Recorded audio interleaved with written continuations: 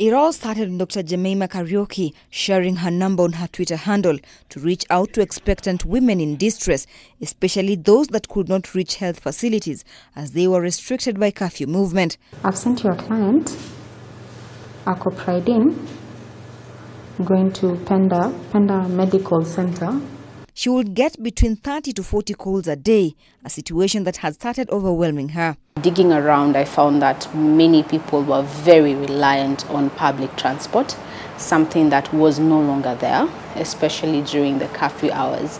So you remember the initial curfew was from 7 till around 4 or 5 a.m., which means that most people were unable to get to hospital.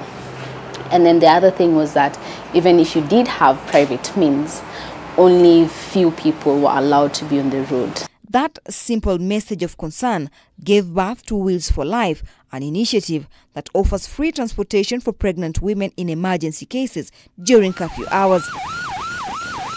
To get the service applicable during the curfew period, those in need can call 1196 toll-free.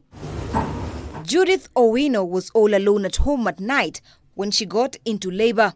She called her neighbor to help her dial 1196 as she was unfamiliar with such a number. Luckily for her, in a span of less than 10 minutes, the ambulance had located her. Walikuwa wanapiga, tunaongea, wakanipea daktari. Nikamwambia daktari, kwa saa hizi sitaweza kuongea, juu naumwa zaidi. Akaniambia jikaze tu, tuone vile tutakusaidia. Kajikaza, nikamwambia hata gari ishafika. Akaniambia sawa, nda uingie gari, kifika hosi ututafute. Akamwambia sawa. The Saika residents' fear was that the hospital was far, whereas she had no means of getting to the facility. This came as a great relief for this mother. Hata vile nilishuka tu kwa ambulance, sikugawia. Saa 5 tu mtoto alikuwa nje. Dr. Jemima says she has managed to reach more than 1,630 patients in a period of 4 months. Normally, there are 3 major delays that lead to maternal mortality.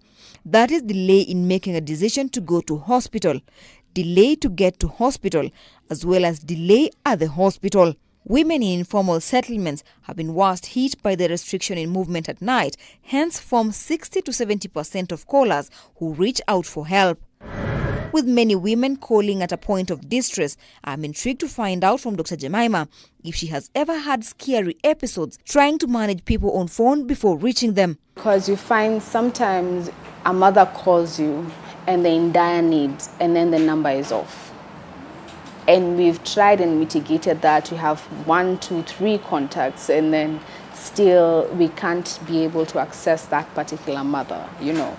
So that gives us a lot of anxiety. So we keep calling and what happened, what happened, what happened. And sometimes you've called back for almost a week and you still don't find this particular mother. So that's scary.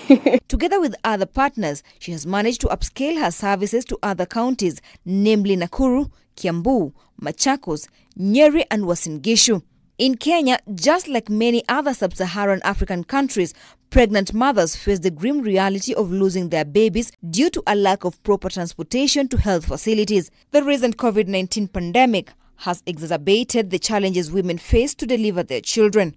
Like the rural areas, you find that to find the location of the lady will take quite a bit of time.